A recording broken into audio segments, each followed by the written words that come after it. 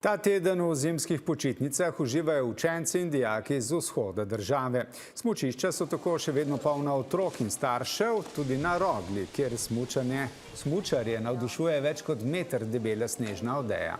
Idealno pa je bilo tudi vreme. Tam je bila Jana Ujčič. Slikovita podoba zime, na smučiščih Rogle meter debela bela odeja, jasen dan je privabil počitnikarje od blizu in daleč. Tako da se malo od digitalizacije odmaknemo, pa da smo veliko zunaj na sončku.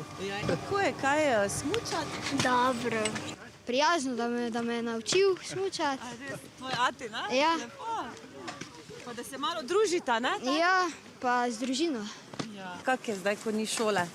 Boljše. Boljše je? Ja. In ne le z novodobnimi smučmi, otroci pa tudi starši so po zaslugi selniških pležuharjev danes lahko uživali tudi v vožnji s pležuhi.